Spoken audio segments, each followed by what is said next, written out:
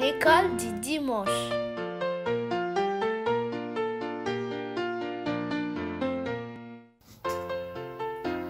Allô les amis, comment ça va? J'espère que tout le monde va bien, j'espère que vous êtes en très bonne forme.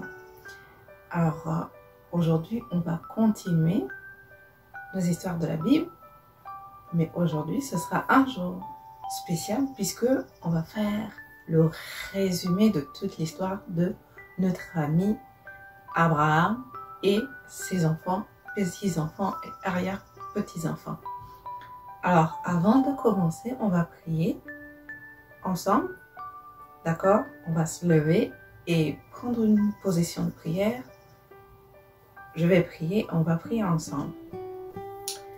Seigneur Dieu Tout-Puissant, toi qui es aux cieux, je te loue, je t'élève. Je viens devant toi pour te dire merci. Merci pour la famille. Merci parce qu'il prend soin de nous. Merci parce que tu nous aimes. Merci parce que tu nous donnes tout ce dont on a besoin. Merci pour ta parole. Donne-nous ton Saint-Esprit pour venir nous expliquer ta parole. Ta parole est la vie. Merci pour tout, dans le nom puissant de Jésus. Amen. Aujourd'hui, on aura une leçon spéciale. On va réviser l'histoire de la famille d'Abraham.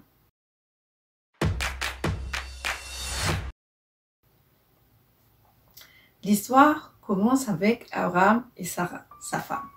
Sarah est stérile, c'est-à-dire qu'elle ne peut pas avoir d'enfant. Mais Dieu fait une promesse à Abraham en lui disant qu'il aura une postérité aussi nombreuse que les étoiles du ciel. Les deux vont attendre plusieurs années. Ils vont avoir leur enfant dans leur vieillesse. Sarah sera âgée de plus de 90 ans. Ils vont appeler leur enfant Isaac. Ils vont beaucoup l'aimer. Dieu demande à Abraham de sacrifier ce jeune homme qu'ils avaient eu dans leur vieillesse pour lui. Alors Abraham,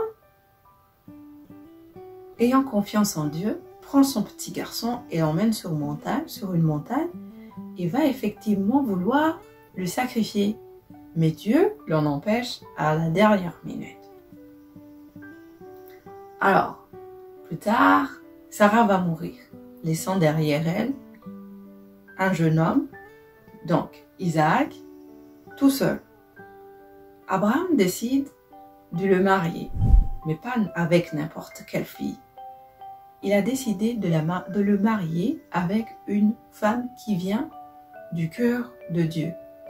Dieu va choisir pour Isaac une femme qui s'appelait Rebecca. Avec Rebecca, Isaac va avoir deux fils, deux jumeaux. Si tu te rappelles bien, ils s'appelaient Jacob et Ésaü.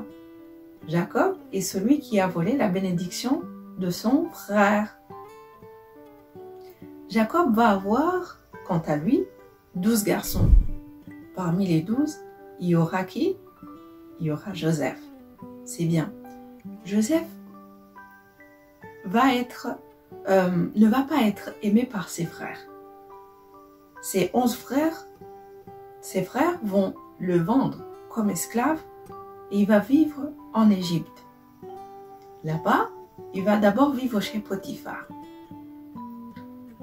Chez Potiphar, il va être accusé injustement et il va se retrouver en prison. Mais plus tard, des années plus tard, il va être appelé par le pharaon pour aller expliquer des songes.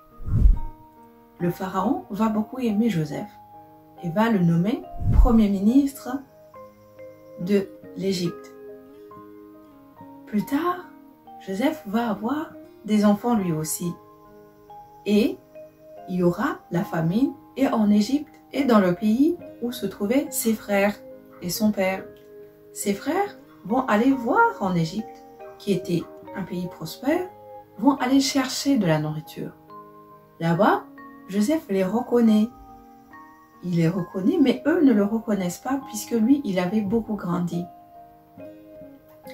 On a vu que Joseph, il va pardonner à ses frères. On a vu que il verra, lui aussi, il va pouvoir revoir son père et son petit frère. Il va demander à ses frères de venir vivre avec lui en Égypte. Et l'histoire de Abraham jusqu'à Joseph se termine quand toute la famille va se retrouver en Égypte.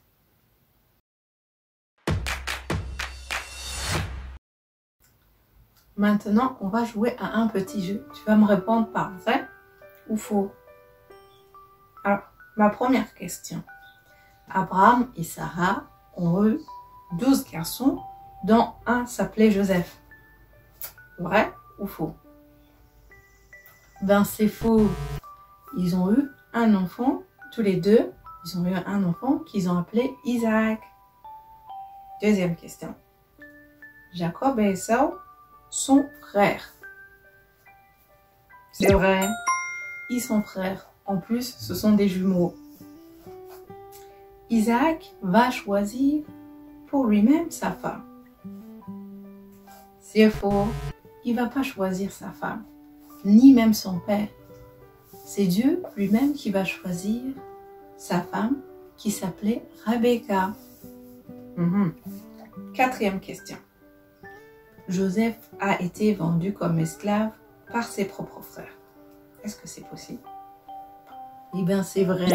Il a été vendu comme esclave par ses propres frères. Il s'est retrouvé en Égypte tout seul, sans famille.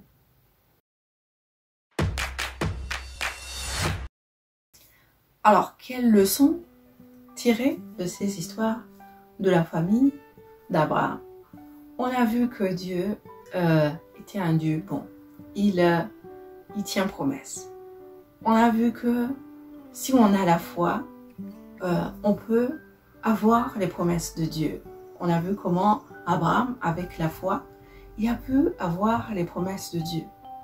On a vu que Dieu peut faire des miracles. Comment ils ont eu des enfants, un enfant à un âge très avancé. On a vu comment Dieu est à l'origine des familles. On a vu également comment Dieu a réuni Isaac et Rebecca pour former une famille. On a également vu la bonté de Dieu au travers Joseph, la fidélité de Dieu, comment il était avec lui durant ses épreuves. Comment il a tenu également sa promesse. Rappelez-vous qu'il avait fait une promesse, il lui avait donné des songes lui disant que ses frères allaient se prosterner devant lui. Mais malgré ça, il est passé au travers des moments très difficiles. Mais Dieu a toujours été avec lui. Dieu, dans nos vies, va toujours être avec nous. Il nous fait des promesses et il les tient. Il nous demande seulement d'avoir la foi. Tous les jours, Dieu nous demande d'avoir la foi en lui, dans de bonnes et de mauvaises choses. D'avoir confiance en lui. Alors, je t'invite à avoir confiance en Dieu, à le prendre comme ami de tous les jours. Alors, c'est fini notre leçon d'aujourd'hui. Je te souhaite un bon dimanche et bonnes vacances. Ça y est, on est en vacances. Bonnes vacances, profites-en pour sortir, pour aller au soleil, pour jouer, pour rester en famille. Profites-en aussi de lire la Bible comme moi. Profite de la vie.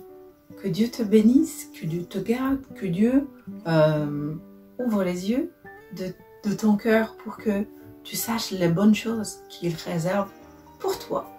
Alors je te dis au revoir.